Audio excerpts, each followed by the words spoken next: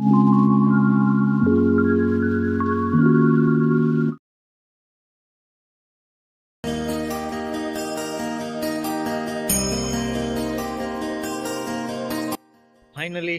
અમે આવ્યા છીએ વાવેરામાં આજ, અને વાવેરામાં વાવેરી દાદા કરી છે ત્યાં અમે જઈએ દર્શન કરવા. બરોબર, તમને બતાવશું આ વાવેરા ગામનું નામ જેના ઉપરથી પડ્યું, વાવેરી દાદાના દર્શન કરવા જઈશું, તમને કરાવી દઈએ. અમારે રાહુલભાઈ અને મહેશભાઈ ધીમા ડગલે હાલ્યા આવે છે અને અમે જઈ રહ્યા છીએ વાવેરા દાદાના દર્શન કરવા. તો ફાઇનલી અમારા ભાણુભાને હવે જો મામા અને એના પપ્પા હકી રહ્યા છે, કારણ કે હવે ભાઈ આપણે હાલતા શીખી ગયા છે. કા દેવો ભાઈ? તો ચાલો આપણે મામાની હગાઈ કરવા જવાનું છો, એટલે ફટાફટ હાલો આપણે દર્શન કરી આવી પેલા વાવેરા દાદાના.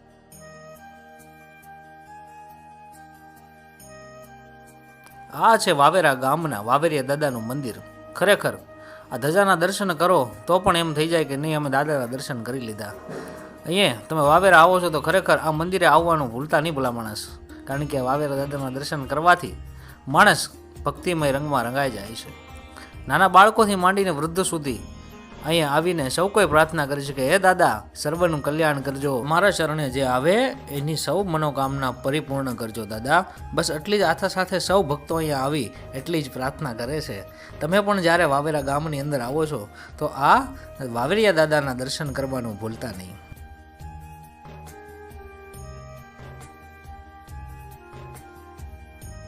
આ દાદાનું મૂળ સાનિધ્ય છે.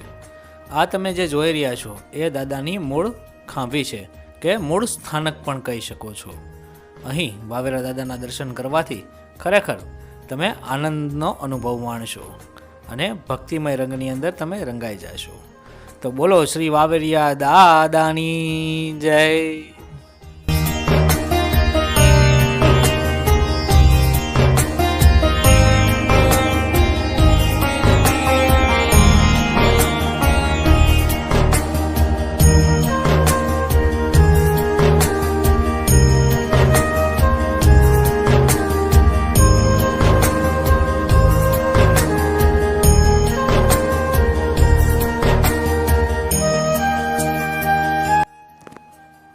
અમે બધાએ દર્શન કરી લીધા છે અને આપણા પિયુષભાઈ દર્શન કરે છે અને આપણા દેવાભાઈના દર્શન કરાવી રહ્યા છે.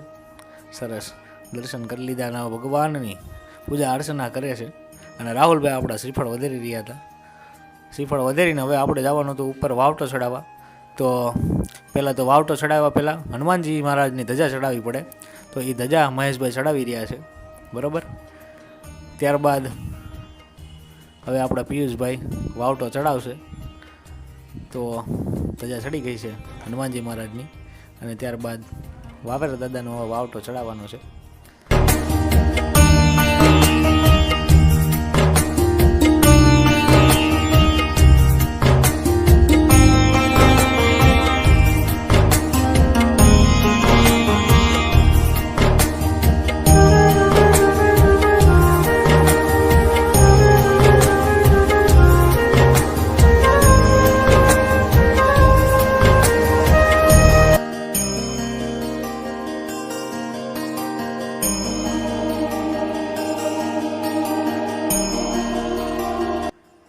મંદિરની ઉપર ચડતા આખું વાવેરા ગામ અહીંયાથી તમે નિહાળી શકો. ખરેખર અદ્ભુત અને રમણીય છે આ ગામ.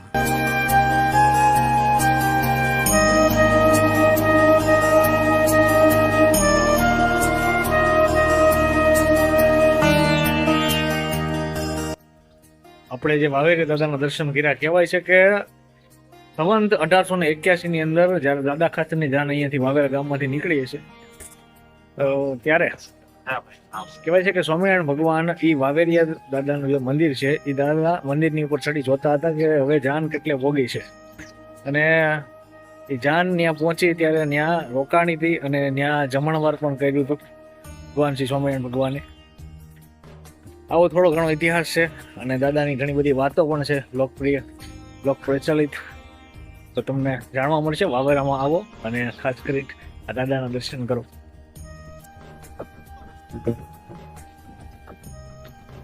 તો આપણે આવવાના હતા કપિલભાઈ અને દર્શનભાઈ, તો ફાઇનલી આવી ગયા છે. જોઈ શકો છો મહેશભાઈ જો હરખના એલી સ્માઈલ આપે છે. હરખની એલી અને સોલંકીની ડેલીએ થોડા અવસર આવી જાય છે. મહેશભાઈની હગાઈ કરવા અમારે જવાનું છે મવા બંદર.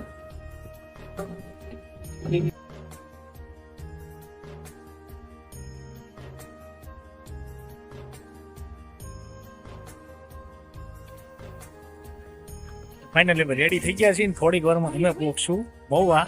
તો ફાઇનલ લુક અમે તમને ન્યા કરીએ. મહેશભાઈ તો આવી ગયા છે. તો ફાઇનલી હવે મવા તરફ જવા નીકળી પડ્યા છીએ. ટેમ્પો નંબર 1 વહી ગયો છે અને ટેમ્પો બીજો હવે જઈ રહ્યો છે અને એ પણ હવે નીકળી ગયો છે. તો ફાઇનલી હવે થોડીક જ વારમાં અમે પહોંચી ગયા હવે સીધા મહુવા. મહુવામાં ભાભીને બેસાડી દીધા હતા પાટ પર અને બધી વિધિ ચાલુ હતી ખરેખર. અને જોઈ લો કંઈ ઘટે નહીં હો ભાઈ, માહોલ એમ બન્યો છે આજ. સ્ટેજ પણ રેડી છે. મહેશભાઈ આવવાની થોડીક વાર છે, ત્યાં સુધીમાં બધી વિધિ ચાલુ હતી. વાહ ખરેખર બસ જો બધી વિધિ ચાલુ થઈ ગઈ હતી. પાયલ બેલ અમારે બેસી ગયા છે, ચાંદલો કરે છે પણ ખરેખર વાહ. હવે મહેશભાઈ એન્ટ્રી કરવાની છે, બરોબર છે. ટૂંક સમયમાં જોજો પહેલા લેવા.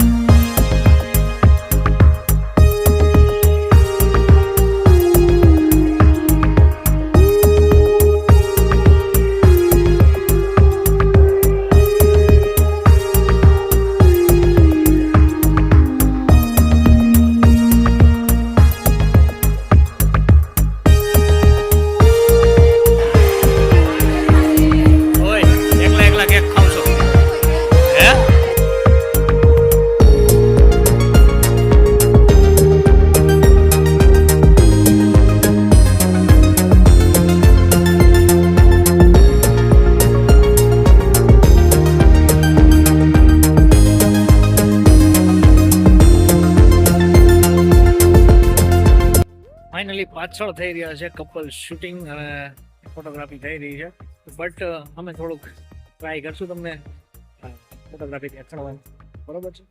જોતા રહેજો વિડીયો સુધી.